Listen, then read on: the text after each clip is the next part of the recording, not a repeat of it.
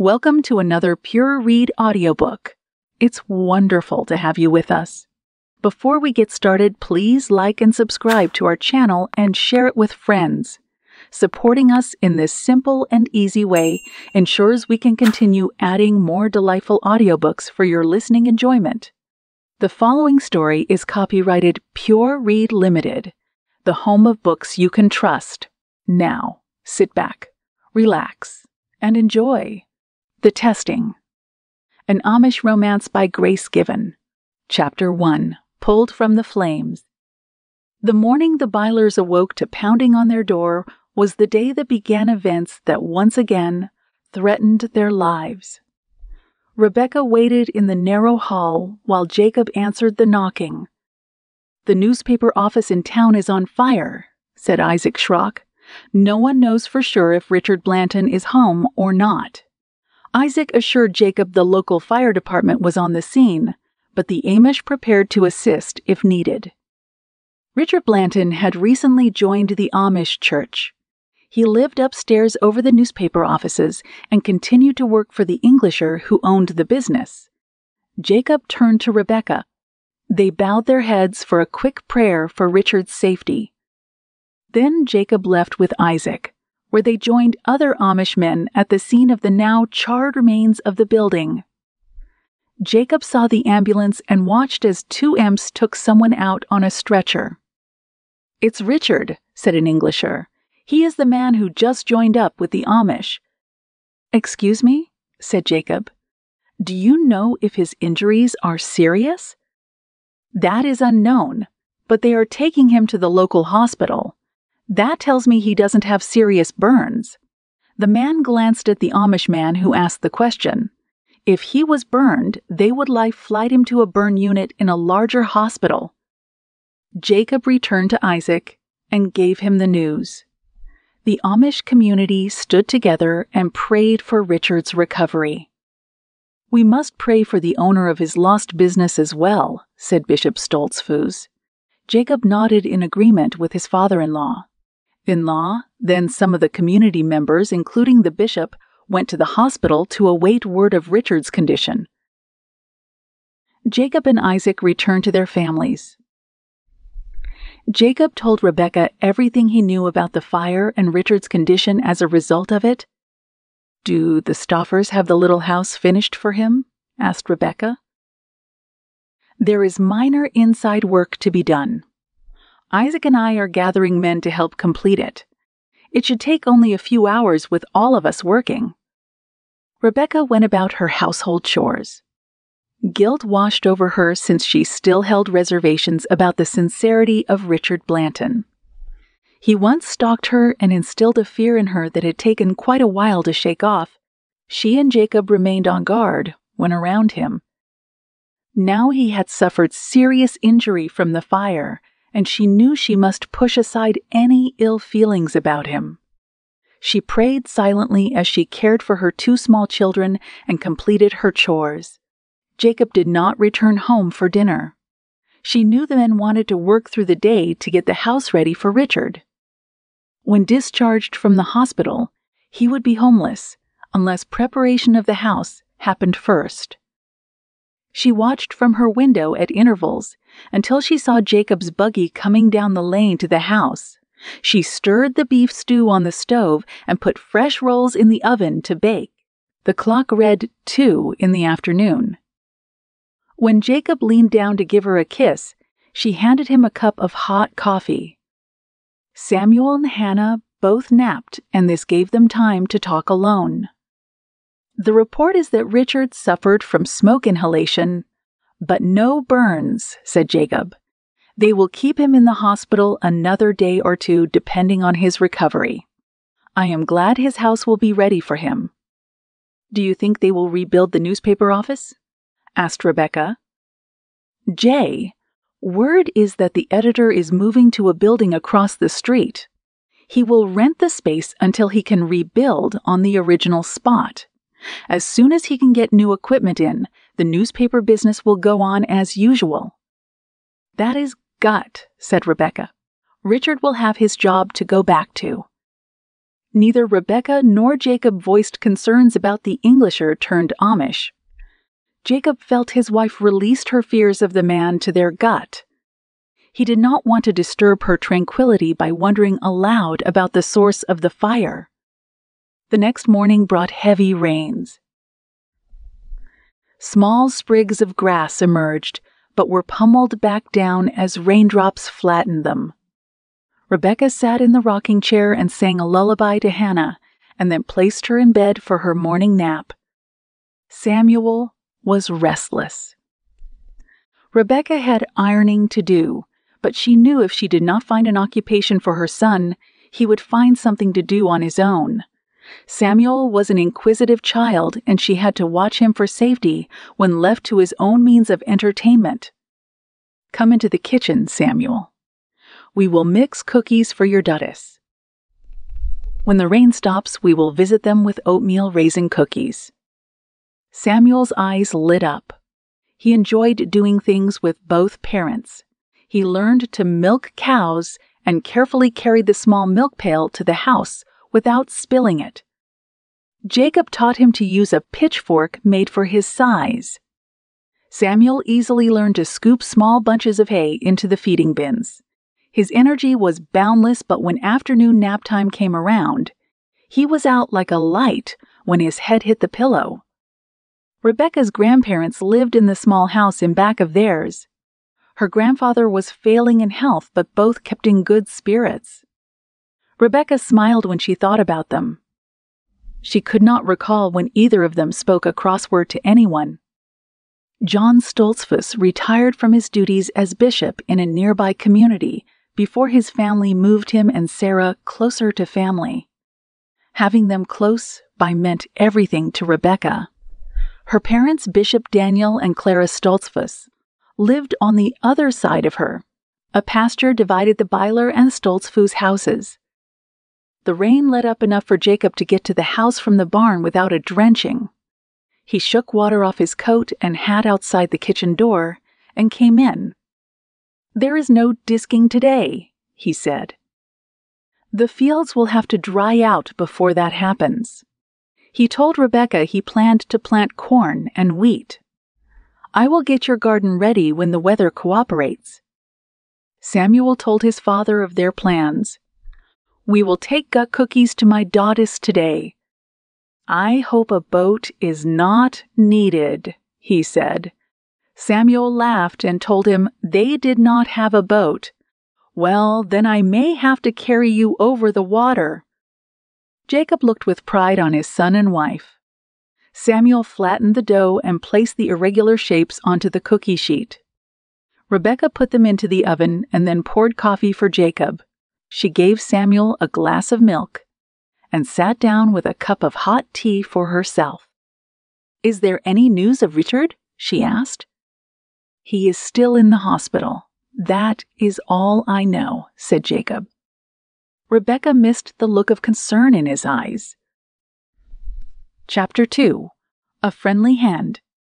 2 consecutive days of rain kept Jacob from beginning his spring work in the fields. Rebekah knew Jacob was as restless as their son. "If you have time, perhaps you could go to the shop and finish painting the back storeroom," she said. Jacob jumped at the idea. "I had forgotten that was still to be done." "You are right. Today is a gut day to get it finished for you." Rebekah and her mother were almost ready to open the sewing shop Rebekah dreamed for a long time of having. The Amish community built it in between the last of winter days and beginning days of spring. Contents were ordered, and once everything arrived and was put into place, Rebekah planned to open for business. It was something the community commended her for doing. They had to go into town for sewing supplies in the past and were happy to have a source in their own community. When Rebekah glanced out her son's bedroom window, she took a deep breath of happiness. The shop, visible from her house, was set at the front edge of the pasture between the family houses. She couldn't wait to get her business going. The room that needed to be painted was partitioned off, and Jacob made a baby bed and another trundle bed for the children to use in that part of the storage area as she worked. Clara offered to switch off with her and care for Samuel and Hannah at her home or at the Byler home as needed. "I will take Samuel with me," said Jacob. "I am sure I can find a job for him to do." "Please do not allow him to paint unless he is covered well," said Rebekah. Jacob promised he would bring him back, paint-free. He told Samuel to wait inside until he got the enclosed buggy ready. He had built an open shed next to the shop for a buggy and horse if weather was not cooperative. Today would be a good test day for it. After her son and husband left, Rebekah gave full attention to ironing. Hannah slept, and Rebekah breathed a prayer of praise for the God so good to her and her family. She heard the sounds of a buggy arriving. The wheels sank slightly in the saturated pathway. Her best friend, Nancy Schrock, pulled her hood over her head, latched the reins over the post, and ran to the kitchen door. "Come in out of the downpour," said Rebekah. "What brings you out on such a day?" Nancy removed her coat and shook water from it, while bending through the door, and then hung it on the hook. "I do not expect to stay long. My horse is under the tree, but if I stay too long, it may be better if I put it into your barn." Rebekah looked out her window and assured Nancy the horse was fine, for now. The rain had changed to a light shower, and the tree sprouted enough new leaves for shelter. "I just learned that Richard Blanton will come home from the hospital later today. Some of the women are over at his new house, getting the bed made and bringing in food." Nancy paused, and Rebekah knew she had more to say. "I know your feelings for the man," she said. "I do not blame you for keeping your distance, but the community is asking the women to take turns checking in on him until he is fully restored to health. We are thinking if we can be there around the noon hour, then he will be assured of a gut meal at the same time." Nancy did not directly ask her friend to participate. She was the only one in the community who was aware of Rebekah's demeanor when Richard Blanton was within eyesight of her. "I will take a turn. What is the best day for me to help him out?" asked Rebekah. "You do not have to do this, Rebekah. There are plenty of us to take turns. It will be for a couple of weeks at most." Rebekah reached for Nancy's hand on the table. "I will do my part, Nancy." The rest of the visit was spent sipping coffee and nibbling on cookies. Rebekah voiced joy when she saw the rain let up. Nancy stood up. "I must go now. I will let the others know you will take Thursday for your day at Richard's." "The doctor thinks he is well enough, so do not feel you have to stay long." Rebekah assured her friend everything would be fine. Nancy told her thanks and hurried to her horse and buggy. When Jacob brought Samuel back, they would visit the grandparents and make sure they were well. They loved seeing her children. Hannah was crawling now, and Rebekah wanted to show her abilities off to them. As Nancy rode away, she saw Jacob and Samuel passing her friend on the rutted lane. She did not worry that Jacob would prohibit her from going to Richard's alone, but she wondered how he felt about it deep in his heart. She knew him well and had picked up concern in his features when he did not think she noticed. She prayed the former Englisher would not always make them feel so uneasy. Samuel ran into the house. "Slow down, Samuel," called Jacob. "You must not run inside the house." At the firm tone in his father's voice, Samuel stopped in his tracks and then walked toward Rebekah. "I do not see any paint on you at all, Samuel." "I help Dade paint," said Samuel. He looked at Jacob, who gave his assent that their son had worked very hard. Jacob smiled at Rebekah. "There was a note on the door of your new shop from the general store. Your supplies have arrived. We will go into town tomorrow morning and pick them up." Jacob beamed at Rebekah's face that burst into a smile. The store accepted large packages delivered to the Amish community and others who lived out of town. The Englisher's son drove out to the homes to notify them of the arrivals. "Will you have time for us to go into town tomorrow morning to get them?" "It will be too wet to work in the fields." "It will be the perfect time. I can help you get your shop set up." Jacob kissed her lightly on her forehead. "You will be a very good seamstress shop owner. I expect orders to start coming in for you to sew clothing for our neighbors." Most Amish women sewed their own clothes, but there were those who would give anything to have Rebekah sew for them. Her stitches were well known in the community. Already 2 young women who were to marry in November asked if she would sew their wedding dresses. The custom was for the bride to sew her own simple dress.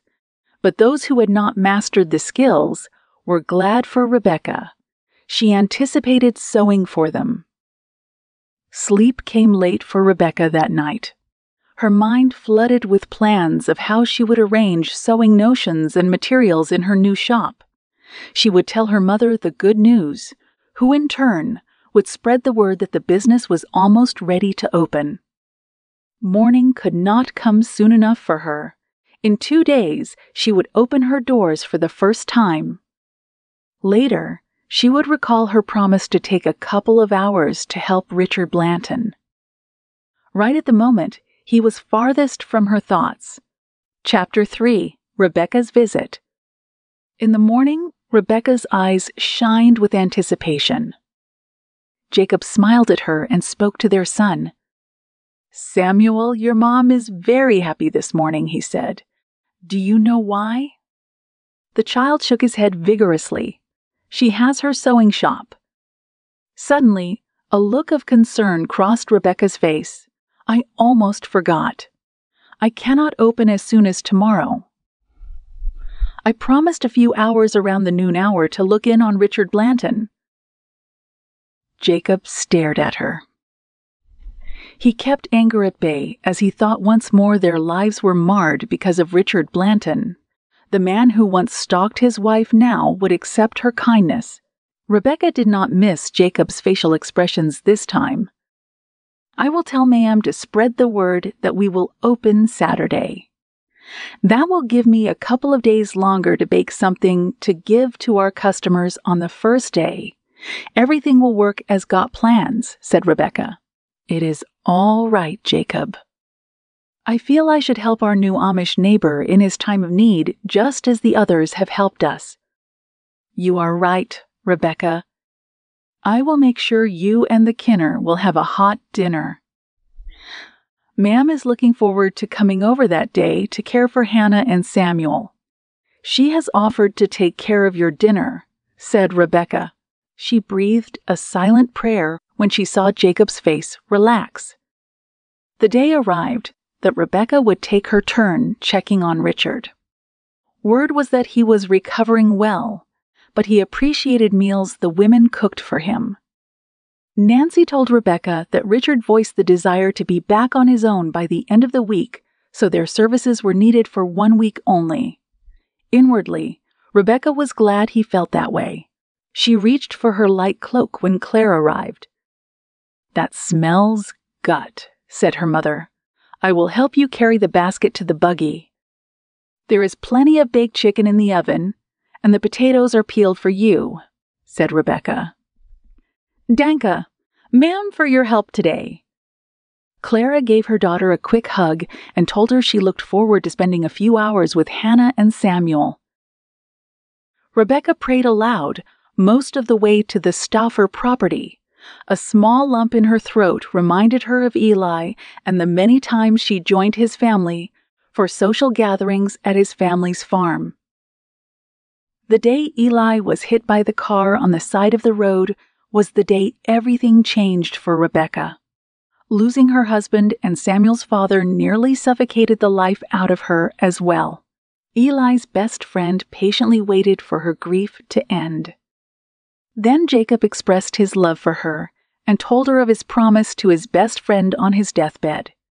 She smiled again when she thought of how things turned out so well for them. Jacob was as good as Eli when it came to marriage partners.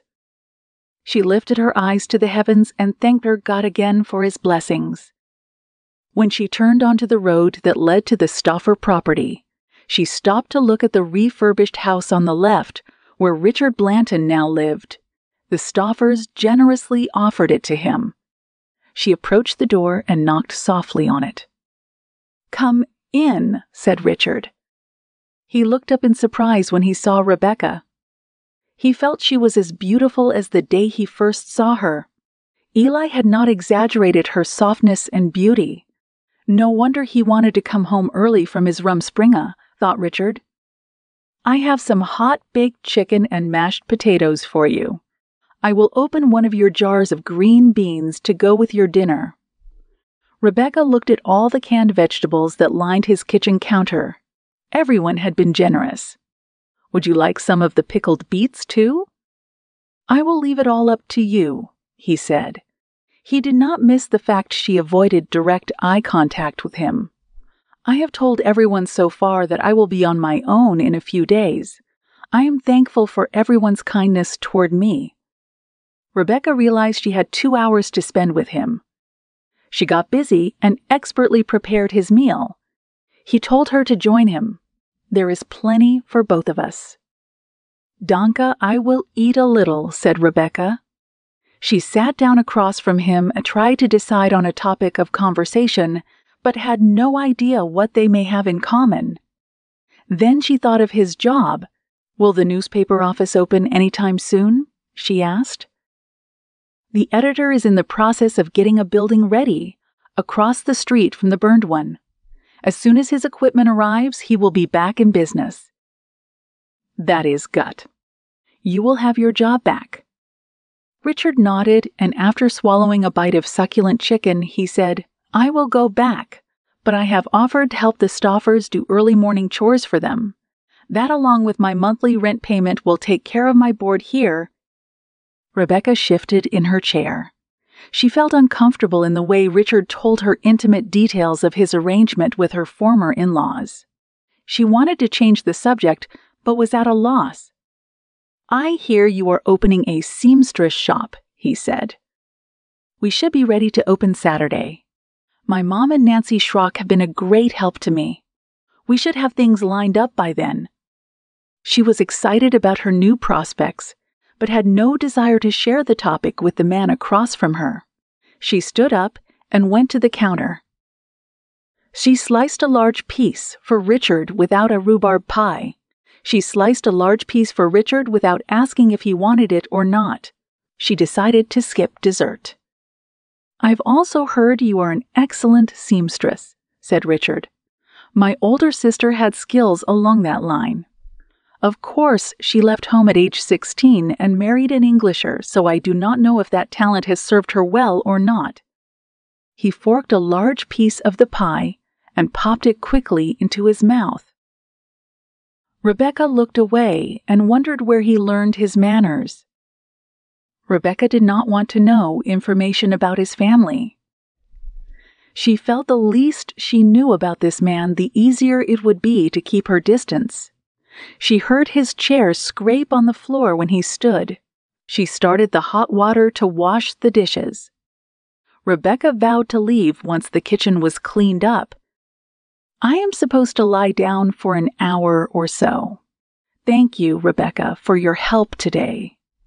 She noticed he failed to speak the lingo of the Amish way of life. "Eli was right about you. You are good and kind." He smiled at her look of surprise. "I met Eli when he was going through his rumspringa. He could not wait to get home to you." Rebekah concentrated on her chore and heard the light chuckle as Richard headed for his bedroom. Everything was in order in a short time. She grabbed her coat from the hook, and with clean bowls in the basket, she got into her buggy. Jacob, Samuel, and Hannah were her focus until she could see them once again. Chapter 4. The Opening. Friday afternoon, Rebekah and Nancy baked cookies. Claire made up several pitchers of lemonade. Excitement spread throughout the Byler house. "I am so happy for you, Rebekah," said Nancy. This is something you have wanted for a long time. Now is the right time for it." "Jay, all in God's gut time," she said. "It would not have happened without gut friends and neighbors. Most of all, I do not know how I would have done any of it without my family and you, Nancy. Danke for everything." When Jacob came in after evening chores, he settled down with his family to enjoy supper together. He told Rebekah he would take the food to the shop after he milked the cows the next morning.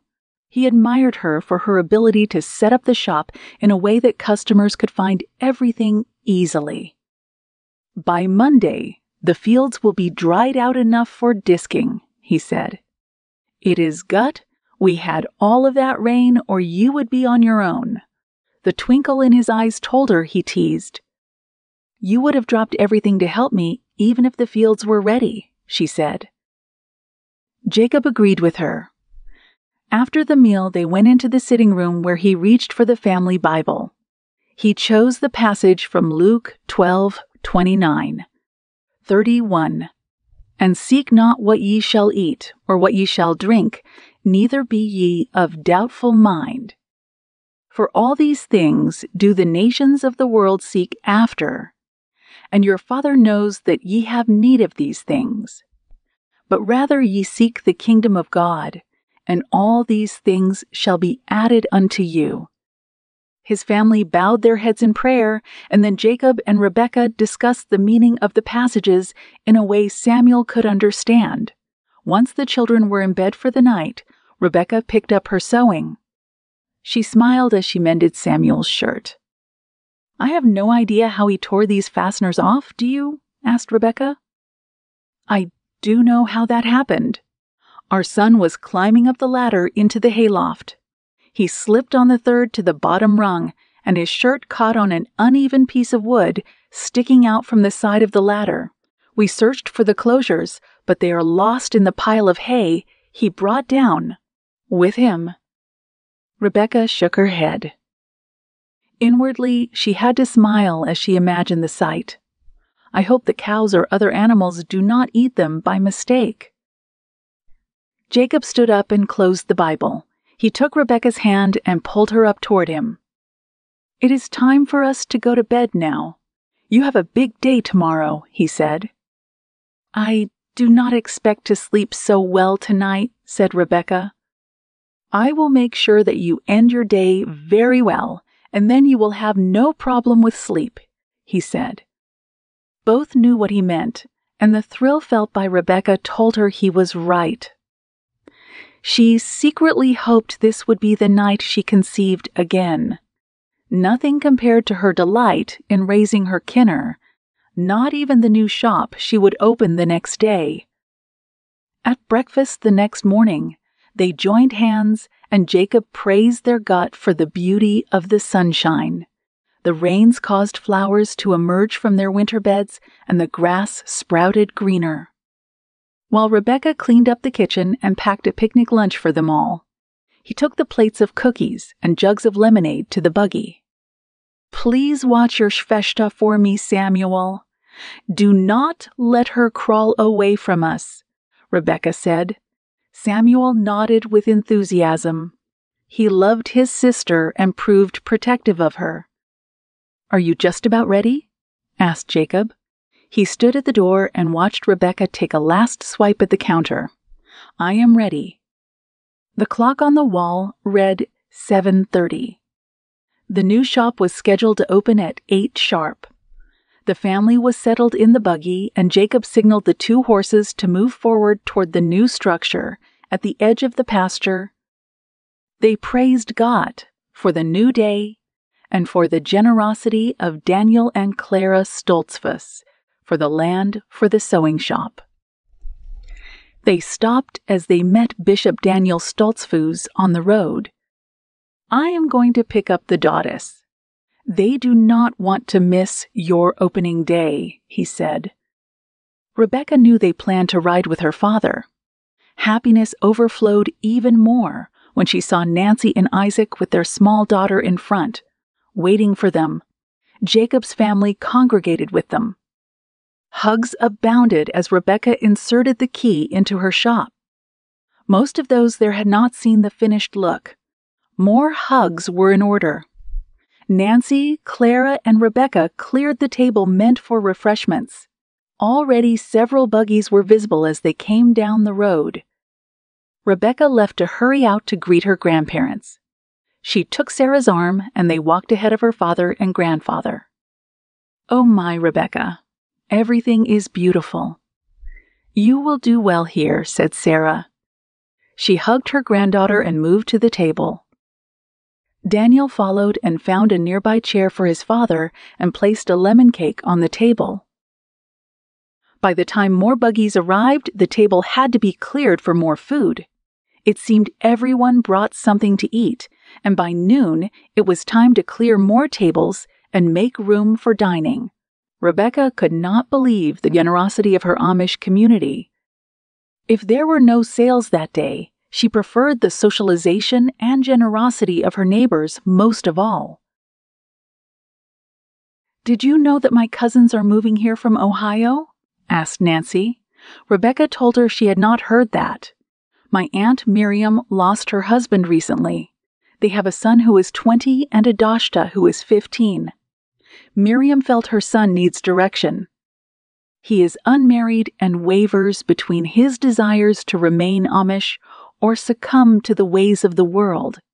She hopes this will help him get his footing." The women discussed their hopes for the family. "We must pray hard for them," said Rebekah. Sarah Stoltzfus overheard the conversation. She recalled the Lapp family lived in this community long ago when Miriam and Peter were children. Both families relocated to Ohio, though Sarah did not recall the reasons. She knew they had a son named Matthew and the other child named Katie. While John still carried out the duties of bishop in their former community, they had heard rumors of Matthew's disturbances within the community. She hoped and prayed the family found peace for all of them, especially Miriam. Sarah glanced at her husband. His health was frail, but he never complained. Her eyes landed on her granddaughter, whose eyes shined like stars. Rebekah was showing someone the texture of a bolt of material. Clara was taking money for goods sold. The day proved to be prosperous for all of them, and Sarah was thankful for the goodness of her community and for her close-knit family. The day evolved better than the Bylers expected. Once back home, Jacob carried the children to their beds. "We can get them cleaned up tomorrow." I think they would both sleep through their baths anyway. Rebekah laughed and agreed with him. "Let us get them in and then sit down to praise God for His great generosity toward us." "Everyone was very receptive of your store, Rebekah. Did you know they were all bringing food?" "I was surprised, but I suppose I should not have been." "It is our way of life, and I am more than grateful to everyone." After prayers, they sat a while longer in contentment. Jacob offered to pour 2 cups of hot chocolate. Rebekah waved her hand in welcome. The warm cup felt good in her hands, and the first sip of the sweet drink satisfied her. She smiled at her husband. "Jacob, you are a gut man. I do not tell you that often enough. I am glad you kept your promise to Eli." "I am glad too," he said. "Eli would be happy to see how well we are doing."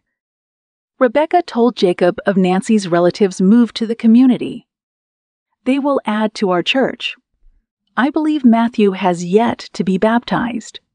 Perhaps he will find his answers here and settle down. We must never lose our faith in a God who is in control. He will take care of all matters." Neither Jacob nor Rebekah made note of Richard Blanton's absence at the opening. He was well enough to attend, but neither missed his presence. It was later that the thought came to Rebekah's mind that he had been absent. She was thankful she was not obligated to return to his house. Guilt washed over her once again, and she prayed for Richard Blanton as well as for Matthew Lapp. Chapter 5. The Visitor. Rebekah was busier than she had ever been as she juggled household and family duties along with her shop. The back room worked well for Hannah and Samuel to play while she worked. Hannah slept her morning and afternoon naps without awakening. Samuel still napped in the afternoon, but did not stay in his bed long. He was outgrowing nap times. Rebekah gave him a small stack of index cards and let him scribble on them. He imitated her way of indexing sales, and he had his own file box for his work. "Write the information carefully, Samuel," said Rebekah. "I do not write as fast as you are doing because I have to be careful. I get the names right." She hoped he would not go through too many in a short time, or she would be putting out more money buying index cards. She made a mental note to ask Jacob for ideas for keeping their son busy while in the shop. She shook thoughts off that Samuel would be going to school for the first time when September came around. He was 5 years old and she knew he must go forward in his life, but she did not feel she was ready this soon. She toyed with the idea of keeping him home one more year. He was young, and many families waited until their children were a year older than Samuel. She made up her mind to tell Jacob she wanted Samuel to wait another year. Jacob knew Samuel was a handful for Rebekah at the shop. Later that afternoon, he stopped and asked his son if he wanted to start learning to ride a horse. Sadie was gentle enough for him to learn. Rebekah smiled with relief and watched as they left hand in hand together. She picked up Hannah and brought her to the front of the shop. Jacob had partitioned an area off using a chicken wire enclosure, so Hannah had a safe place to watch her mother and to hone her walking skills. Clara joined her and spent time teaching her granddaughter to master balancing skills. "Rebekah," said a voice, "I want to pick out my material for a wedding dress. Will you help me?" "Of course, Anna Marie." "I believe you told me you wanted a soft wool fabric in blue." Rebekah led her to the stack of various blue hues. Rebekah chose a lighter blue, the same tone as her cobalt blue eyes. "I think this will be perfect." Anne-Marie agreed. "I am thinking about hiring you to make the dress," she said. "Mom told me I should make my own wedding dress, but I am not as good as you are with the needle. If you want to work on it here, I can help you if you have trouble." Anne-Marie's eyes lit up. "That is a very gut idea. I am sure Ma'am would approve of that plan. Tell me your charge and I will pay you for your help." Rebekah laughed. "You may not need as much help as you think you do. We can decide as the time goes along, but I have the feeling you will do most of it on your own anyway." Clara told her daughter the time of day. They closed at 4:30 in order to get home time to prepare evening meals. The last customer paid for a package of needles and 2 spools of thread. Then Rebekah turned the sign over to "Closed." Claire walked to the parsonage, and Rebekah rode back home in the buggy. She did not expect to walk to her shop unless Clara had Hannah and Samuel at her house. Hannah was learning to walk quite well, but her short legs would not carry her well across the pasture yet. Rebekah also carried a lunch basket on some days. When things settled at the shop into a routine, she and Clara would take turns so each could prepare the noon meal at home and keep the shop open at the same time. "How did it all go for you today?" asked Jacob. "Things went well. We will soon get into a routine. Then you will have home-cooked dinners again in the middle of the day," she said. "How did the writing lessons go?" "I rode Sadie today," said Samuel. "I learned how to stay on her." He looked at Jacob for reassurance. Jacob tousled his sandy hair and told him he was learning fast. "Can we ride again tomorrow?" "I must work in the field tomorrow." "I believe you will spend the day at your Dottie's house. You will go into town with them." That satisfied Samuel. He loved going into town with his grandparents. "Dottie Daniel will buy me a stick of candy," said Samuel. "Can Hannah have one too?" "I hope you do not ask for treats, Samuel," said his mother. "If she is offered a candy, I am sure your gross mommy will help her with it. Do not ask for favors. Instead, you should offer to help carry sacks or do whatever they may need." Samuel agreed with a vigorous nod to his head. "I am strong. I will help carry sacks for them." Rebekah smiled and told him thank you for helping them. That night, Rebekah asked Jacob if he would look in on Sarah and John when he came to the house for lunch.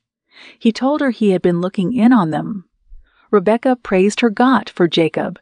Both were very busy at this time of year.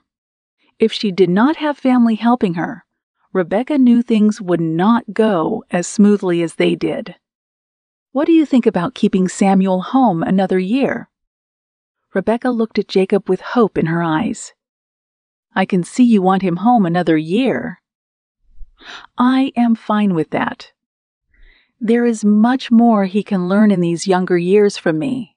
He is a fast learner, and I am sure he will have no trouble in school when the time comes." They sat in companionable silence with one another. Rebekah cherished the evening time alone with Jacob. She wanted to tell him good news, but she wasn't sure yet. She felt the same way in the early stages of a baby forming within her as she had with Hannah and Samuel. She had to be sure first. Jacob wondered what was on her mind, but knowing his wife as he did, he knew she would tell him in good time. From her expression, he knew they were good thoughts. When Rebekah arrived at her shop the next morning, her mother was already there. Clara straightened the bolts of material and dusted the cutting table. She smiled when her daughter came in. "Where are the Kinner?" asked Clara. "Nancy insisted on taking them to her house today. She wants her papa to know mine better. I think she will have her hands full." The women laughed. "I sent toys for Samuel and he promised to help Nancy. He loves his sister and the same for her Anna. I hope he does not keep her running. I will check on them early this afternoon. I want to visit with your daughters as well if you can spare me," said Clara. Clara was concerned about her father-in-law. John Stoltzfus appeared to decline steadily in his health. She planned to cook several full meals for them and store in the icebox for use the rest of the week. She enjoyed visiting with them and brought her sewing project while at their house. Rebekah expressed thanks to her mother. "If Hannah and Samuel are too much for Nancy, bring them here with me." They were distracted at the soft, melodious ring of the front doorbell.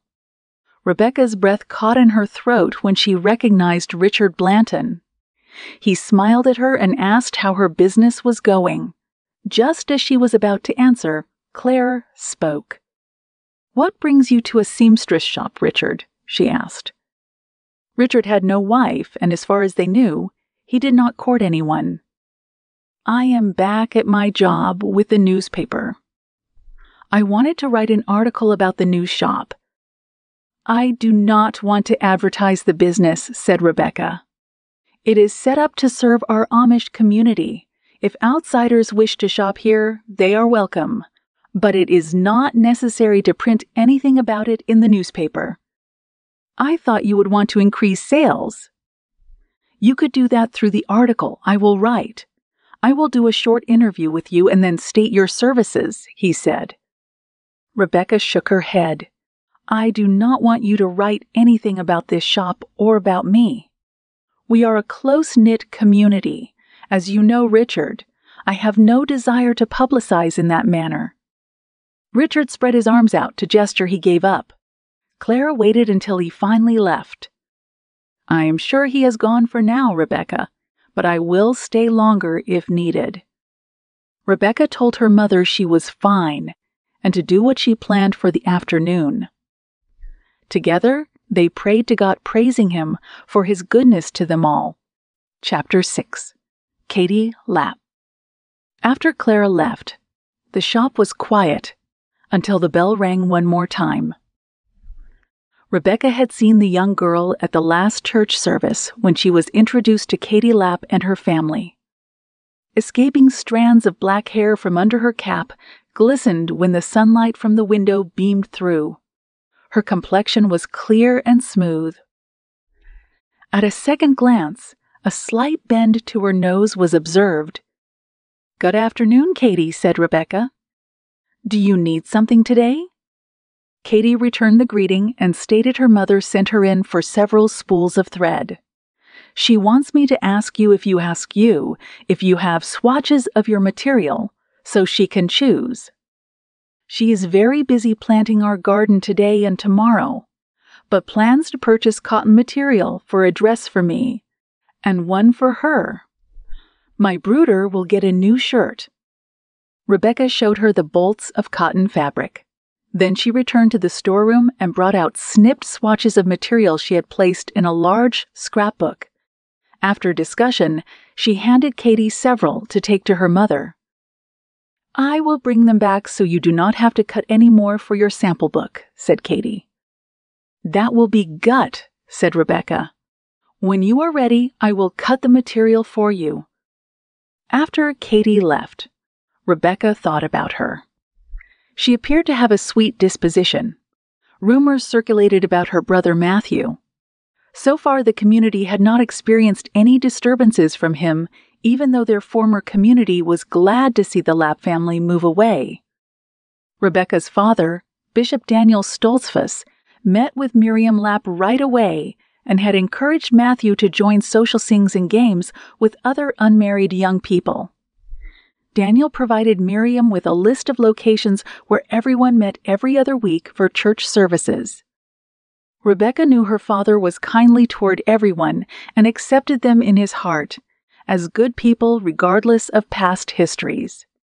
That brought thoughts of Richard Blanton to mind. Daniel took him under his wing and he joined the community. Rebekah concentrated on the financial records and chose not to think negative thoughts about people and their private lives. She placed everything in the hands of her God, who she believed in with her whole heart. For the first time since opening, her shop rested in silence. Rebekah wanted her children with her, but knowing her mother, she was sure she would not see them until home for the evening. She smiled in appreciation for the love both sets of grandparents lavished on her children. Several more customers arrived late afternoon. Rebekah cut 2 more pieces of cotton material for them and showed them threads for matching.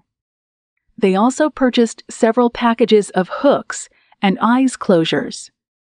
"Will you sell sewing machines in your shop?" asked one of the women. "Ours is getting beyond repair. Dade has done all he can with it." "I have not thought about that at all. I'm sure your dad has done all he can, but you may want to consider asking Isaac Schrock to take a look at it," said Rebekah. "He is very adept with the baskets, but he has skills along repairs as well." Martha smiled and thanked Rebekah for the tip. "My dad does not have as much patience the way he does with the farm work needed." The women laughed together as they discussed Martha's father. They concluded his interest was not in repairing sewing machines. When the customers left, Rebekah began straightening the shop for the next day. She headed home looking forward to joining her family again. She heard laughter coming from her kitchen and saw her mother stirring something on the stove. The aroma of cabbage rolls stuffed with ground beef filled her nostrils. What a blessing it is to come home to such scents, thought Rebekah. She kissed her mother on the cheek and scooped up her 2 children for hugs. Samuel began telling her everything he did that day. "I helped Nancy with Anna and Hannah, Mayam," he said. "She gave us cookies and milk. Then gross. Mommy came and we came here." Rebekah noticed his red tongue as he talked. "Did you eat a cinnamon candy or a cherry one?" Clara glanced their way and laughed at Samuel's look of surprise. "I can tell you had candy because your tongue is redder." Samuel smiled and nodded his head. "Tomorrow? "We will have services at the Schrock home," said Claire. "I will see all of you there. It is time for me to get home and heat up the bishop's dinner. It is cooked and ready." "Danke, Mom, for everything you do for us," said Rebekah. "We will have a regular schedule between us by Monday. We both have gardens to plant and spring chores at home." "I agree with you," said Claire. "What do you think about asking Katie Lapp to learn the shop? She's 15 and appears to be a serious young woman." "I will talk with Jacob tonight about that," Rebekah said. She told her mother of Katie's visit to the shop. "I'm sure she will be back to purchase material." After Clara left, Rebekah thought about Katie Lapp and thought the idea would work. She could work a week with either her or Clara. She knew Katie was nearing the age to experience her Rumspringa, but hoped that time would be several years away. She heard Jacob stomp dirt from his boots on the back porch steps. She watched as he reached for the broom and brushed the dirt onto the ground. His thoughtfulness continued to surprise her. He kissed her lightly and asked how her day had gone at the shop. Later, Rebekah was content to sit with him in the sitting room for their time together. She talked to him about his progress in the fields and work with the animals. The new calf was weaning from its mother, and all the animals were in the pasture, night and day except for their 4 cows and the calf. The cows stayed in the barn for milking at night and morning and then sent out to graze. Samuel awoke easily in the early daylight. He did not want to miss chores with Jacob. Rebekah realized her son was growing up. It would not be long before she would be teaching Hannah household skills. She hoped her daughter would be as eager to learn as her son was. She cringed when she recalled how she preferred daydreaming across the pastures rather than performing household chores when young. Thankfully, she finally learned responsibilities came first. Rebekah chose to allow Jacob to talk of the work on their farm instead of asking his opinion about hiring Katie Lapp in the shop. They turned in early since Sunday morning meant arising earlier than usual to get chores finished before services. She had prepared 2 apple cakes and a baked ham to contribute to the dinner after services. Enjoying a meal with the community was something she looked forward to. Nancy Schrock, her best friend since childhood, told her she wanted to show her Isaac's latest basket design. She felt happy for her friends. That many outsiders valued his expertise and bought on a regular basis. He hired 2 more workers to get orders ready for shipping. God is generous to all of us, thought Rebekah. Chapter 7. Matthew's Discontent. Jacob Byler sat behind the single men with other married ones. He watched Matthew Lapp sit down and look at him pointedly. Jacob wondered why the young man eyed him in that manner, but bent to hear what his father whispered to him. "I hope Richard attends this morning," Mark Byler said. "He is well enough to join us again." Jacob agreed with his father and focused on the hymnal on his knees. He flipped to the page indicated for the first hymn. Everyone stood and began singing. All 8 stanzas ended, and Bishop Stoltzfus stood before his members.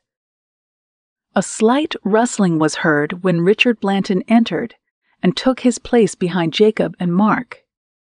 Jacob did not turn his head, but he was sure it was Richard since he seemed to be the only one missing from the gathering.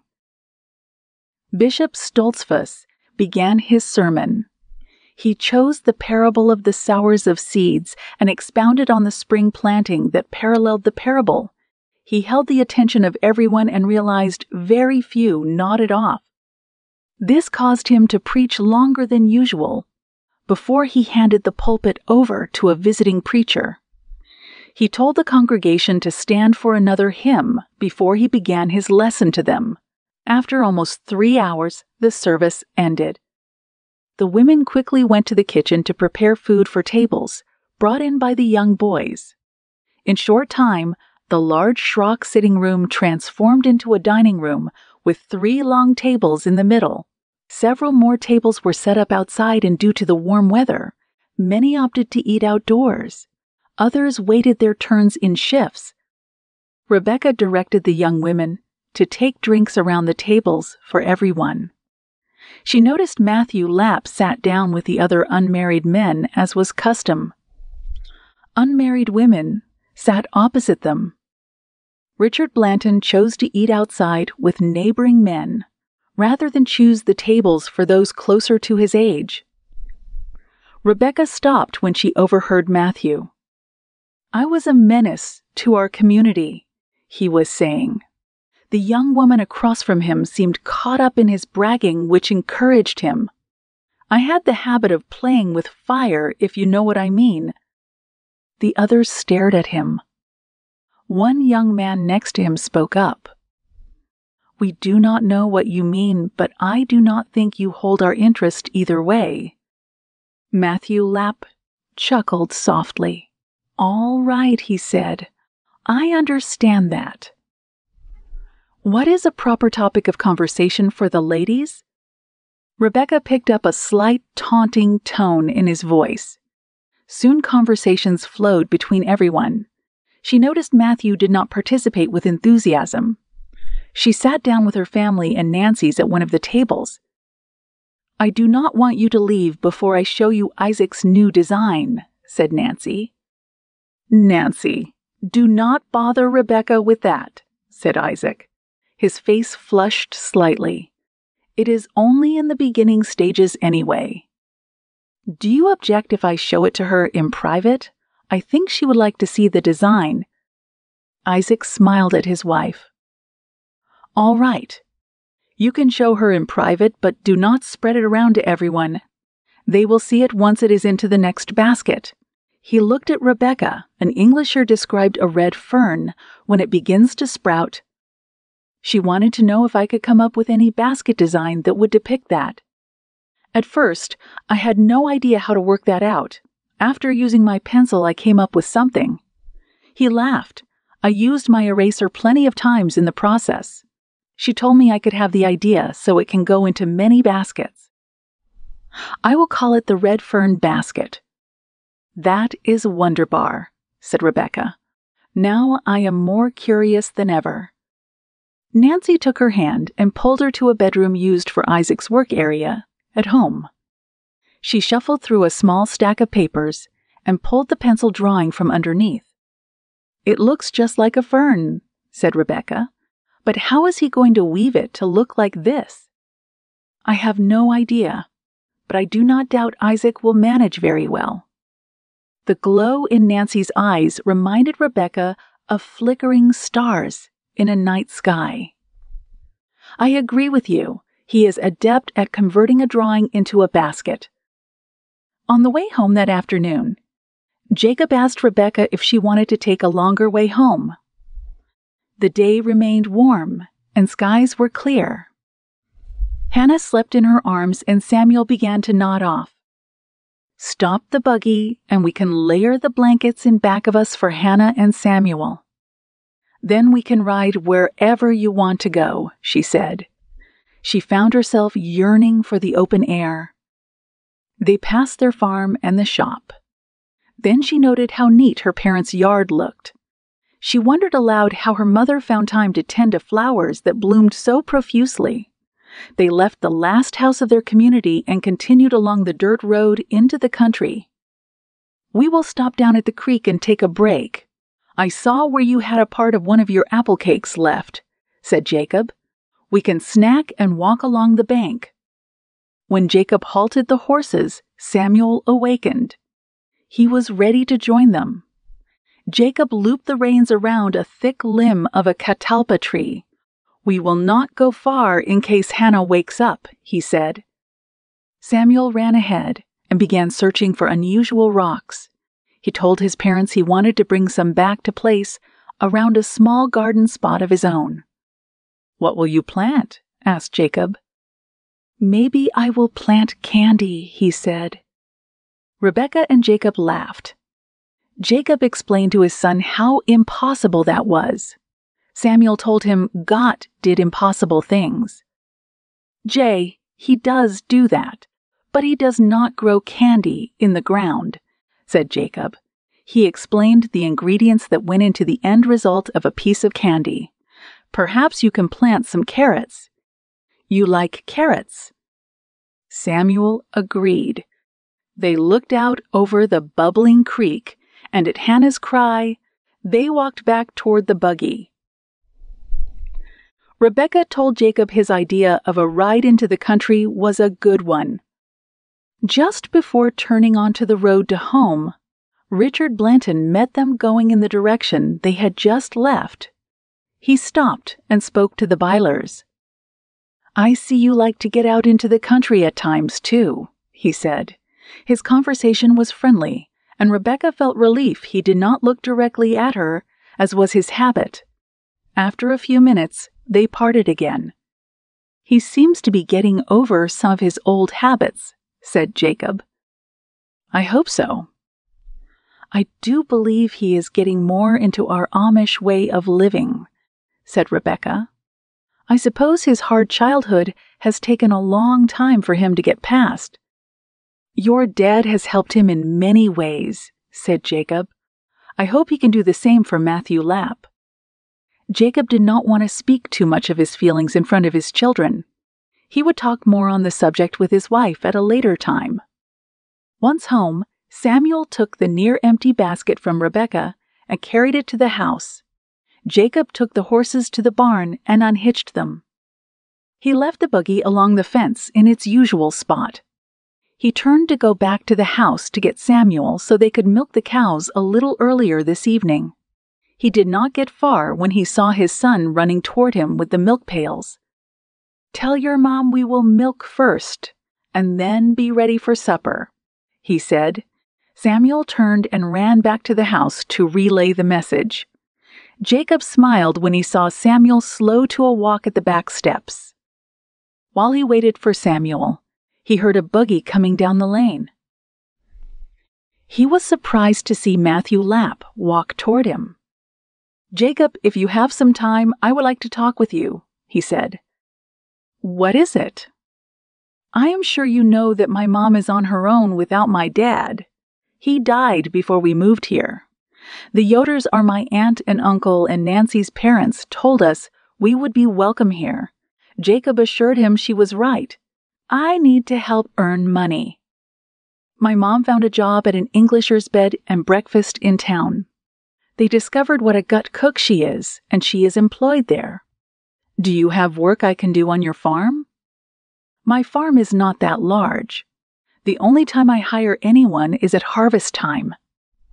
I can get the planting done myself, or my brooder sometimes helps when needed." Matthew's face grew taut. His eyes appeared as steel as he turned his head and looked over the farm. "I understand," he said. He turned and left abruptly before Jacob had time to suggest other larger farms whose owners may hire him. That evening, when the children were in bed, Jacob told Rebekah of Matthew's visit. They talked a few minutes about his odd reaction. Then Rebekah told him of Clara's idea to hire Matthew's sister for the shop. "Ma'am and I both have chores to take care of at home as well as the shop," she said. "I did not expect the business to get this busy so fast. I still have the garden to finish planting, too. I think it is a gut idea to hire Katie. At least 2 in the family would have work. I hope Matthew can find something as well. I'm sure the family can use all the income they can master." They talked easily between them. Jacob suggested they pray especially for the Lapp family. Neither Rebekah nor Jacob could have fathomed events that awaited them before morning arrived. Chapter 8. Blaze. Jacob stirred in his sleep and then opened his eyes. Sleep persisted in taking over, but he fought to listen to a sound he thought came from under the bedroom window. Silence followed. He decided a small animal searched for food in the night. He fell back into a deep sleep. The cries of their children and the sudden awakening of their parents coincided with the loud blasting sound that came from outside. Jacob rushed to the window that looked out onto the barn lot. Flames reached like long arms into the night sky. Rebekah rushed to console her children while Jacob threw clothes on and raced to the barn. His close neighbors awakened as well, and in a short time they were there. Attempting to put the blaze out was impossible.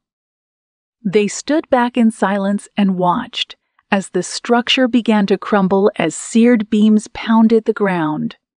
There was no saving the 4 cows and calf inside. Jacob watched in horror as the hayloft fell to the ground. The loose hay added fuel to the fire. The Byler's yard began to fill with horses and buggies.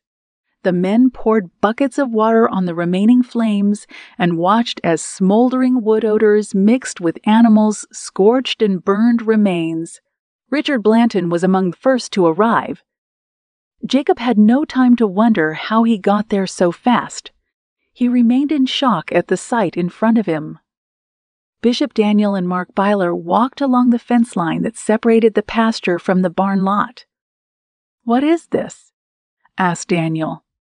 He scuffed remnants of a heavy cotton string with the toe of his shoe. It looks like it led to the barn. The men bent down and in the light of the dying embers noted a burned track in the grass to the barn.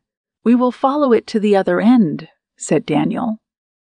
They followed it to the clump of trees at the edge of the far property of Jacob's farm, where it stopped at the road. John and Sarah Stoltzfus watched in sorrow from their living room window. Sarah's eyes followed her son as he and Mark Byler bent over and walked away. They appeared to be following something. "I think they have found something of interest," said Sarah. John's eyesight failed along with the rest of his aging body. "It looks like something is leading them into the wooded area. I cannot see as well as you, Freya." "Tell me everything," John said. She kept him abreast of her observations. "Someone has done this on purpose. Someone who knows how to set off an explosion of some kind, I am sure of it." Sarah shook her head in disbelief. "Who would want to harm Arkans? Kind like this?" John had no answer. "Let us pray for everyone affected, including the person who did this," he said. Clara kept Hannah and Samuel by her side on the porch. Like her in-laws, she watched her husband and Jacob's father trace their steps to the wooded area. Rebekah clutched Jacob's arm and they stood in silence. More buckets of water were being thrown onto the remaining flames that continued to shoot up in random order. It seemed as if Jacob was in a trance until he realized what his neighbors were doing. He joined them, and Rebekah left his side to make hot coffee for the men fighting what was left of the fire. By now, many neighbors arrived, and the women went inside to help Rebekah. "It doesn't seem to be an ordinary accidental fire, Rebekah," said Nancy. She pulled her friend into Samuel's bedroom to talk in private. "We smelled a strange odor when we arrived. Now that you mention that, I believe you are right. I did not recognize the odor. I believe someone has done this on purpose." There was a definite explosion. Rebekah's eyes held sadness. No gasoline or kerosene is kept in the barn. Neither woman had seen the bishop and Mark Byler following a burnt trail that started in the woods. The rest of the men gathered around Jacob. They assured him they would build another barn for him. "I have 2 calves and will give you one," said one man. "We have 2 extra cows for milking you can have," said Isaac.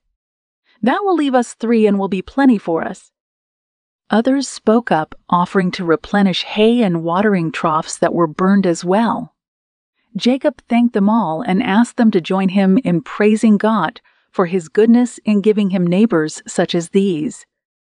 Clara remained with her daughter until noontime. There was nothing they could do at this point until cleanup would begin the next day. Rebekah did not open her shop that Monday nor the next day. When Clara sat down for dinner with her husband, she asked him why he and Mark Byler walked toward the trees after the fire. Daniel explained their actions to his wife. "We have not said anything to Jacob yet. We will sit down together and speak about it to him. I believe he is still shocked at the devastation. Right now, we must give them all the prayer and support we can offer." Monday afternoon, Jacob noticed the burned line in the grass. He followed it as his father and father-in-law had done unknown to him. He stood still when he realized that the explosion was set and intentions were to burn the barn and his animals. His first thoughts of who may have wished him harm landed squarely onto Richard Blanton. He did not trust the man, and even though Richard appeared to be serious about the Amish way of living, he held doubts of his sincerity.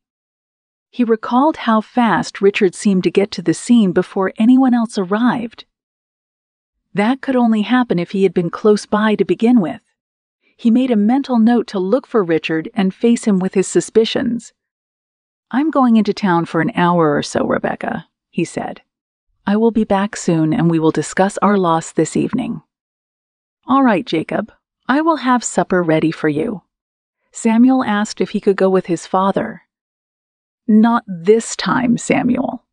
I have business to do on this trip. You stay and help your ma'am all you can." As he rode his horse away from her, Rebekah wondered what was so important in town for him to leave suddenly.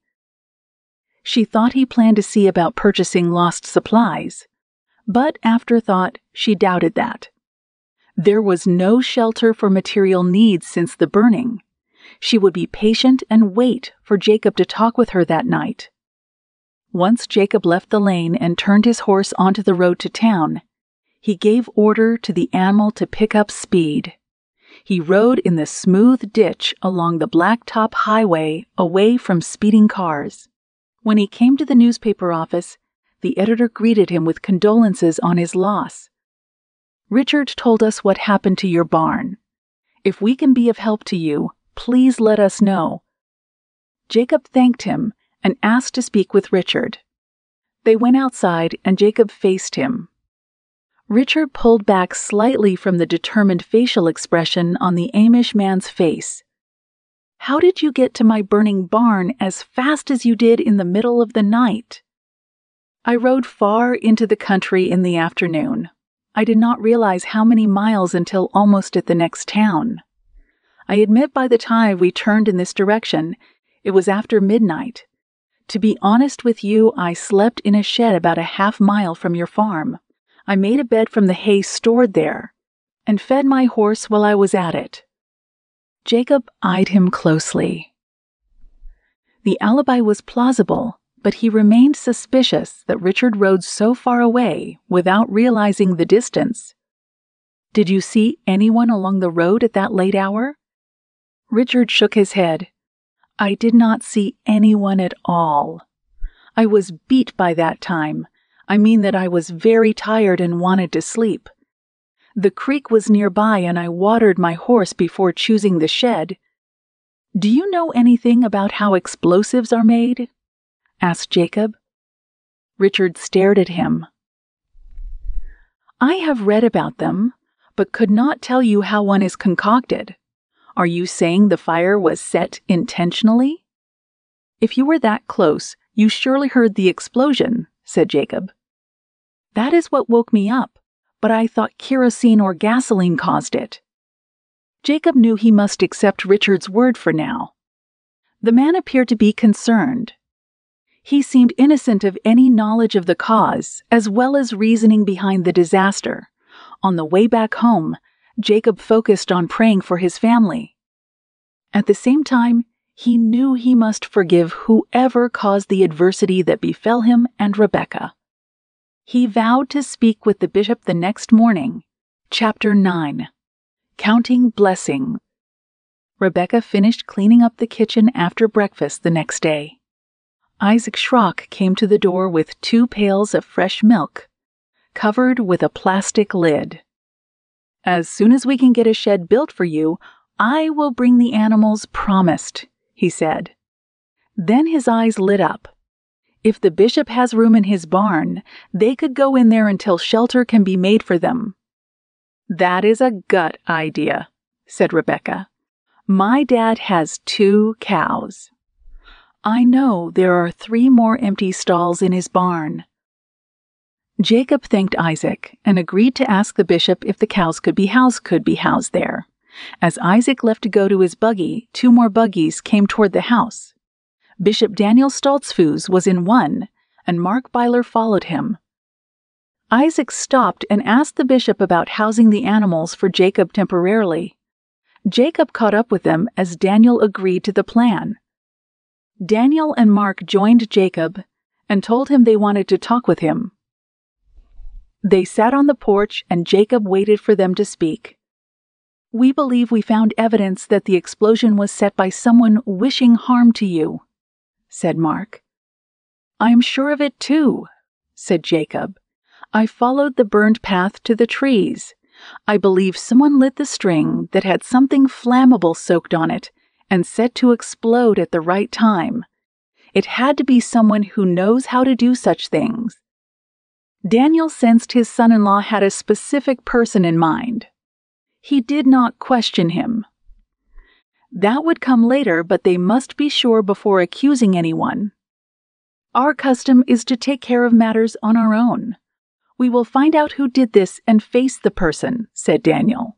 "Unless we are sure that every Amish person is in harm's way, we will not report this to the police in town." "I understand that," said Jacob. "If the police track the person responsible, it would mean a trial. I realize it is not our custom to press charges against anyone, even perceived enemies." Bishop Stoltzfus breathed deeply. He thanked his gut that Jacob was not vindictive. They must get to the bottom of it all in their own way and in God's good time. Later, the men joined others in sifting through the burned rubble and attempted to salvage whatever they could. An unknown piece of metal was found by Mark in the former center of the barn. He recalled a story the blacksmith told him about how an Englisher built an explosive using heavy cotton string. He saturated it in melted sulfur, which he melted in an oven until it turned as a yellow liquid. The string, once wetted down with the sulfur, was then attached to a fuse. When lit, the string burned until it met the fuse, causing the explosion. He told Daniel and Jacob the story. "I cannot think of anyone I know who would have the knowledge to do something like that," said Jacob. "Do you think an outsider did this?" "Perhaps someone outside our community. But what is the reason?" asked Daniel. He knew of experiences of harassment Amish people suffered through. Those occurrences were rare ones, but at times did happen. Daniel was acquainted with many Englishers in town. He spoke when he saw them, and until now it paid off to show them friendship. In turn, they respected their neighbors and peace held between the 2 communities. No one came to his mind from the English population. The Amish community members were loving and supportive of one another. No one in that category came to mind either. "We must pray for restoration of peace among us," said Daniel. "We will let things go their way for now, but be on the lookout for suspicious actions. We do not want any harm to come to more people." "I agree with that," said Mark. "We need to concentrate on a barn raising for now. That is most important of all." Jacob's intent was the same as the bishop's and his father's. He must be vigilant, but not fearful. He looked across the fields. In the distance, he saw Isaac completing the planting. By evening, he would have the seeds into the ground. Jacob's eyes drifted toward the burned area.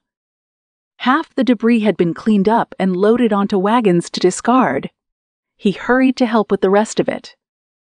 Rebekah and Clara marveled to one another at how generous their friends were at this busy time of the year. Women brought food into the house. The younger boys and girls were in school. Some of the men retrieved tables and chairs from the parsonage storage shed and set them up.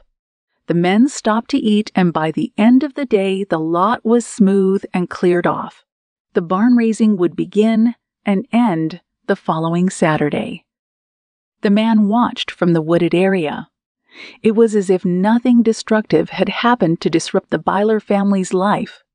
He was in awe as to how they managed to continue their lives in such a peaceful way. He had to admire the way everyone pitched in to restore order in their lives.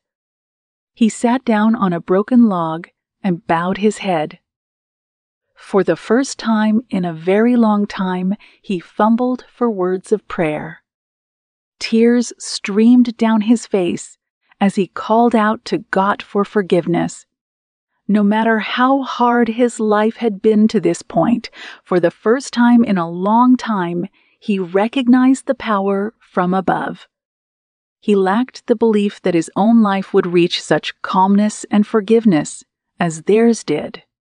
He bent on destroying everyone and everything. Past personal experiences caused great mistrust toward others.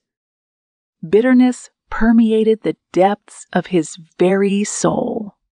He blamed everyone for transgressions against him. The man sat in desperation. He laughed in a scornful manner at himself. He did not even know how to pray unless begging for favors. He jerked his head up when Bishop Daniel Stoltz-Foos came to mind. He resolved to confess to him what he had done. He did not expect forgiveness for causing the bishop's own daughter harm, but at least he could get it off his chest and possibly experience relief. For the first time in the last few nights, Rebekah and Jacob slept well. They accepted the disaster and moved forward in deep faith in a God who watched over them. Rebekah kept Jacob's words in her mind. "Everything that happens for a reason, Rebekah," he told her. "We were not harmed, and we can replenish the loss of structures and animals. Remember that our God is great, and this is a lesson He wants us to learn." "What is that lesson, Jacob?" "It is that we are in a gut place, among a gut community. I am sure God wants us to reach out to the person who caused our disaster."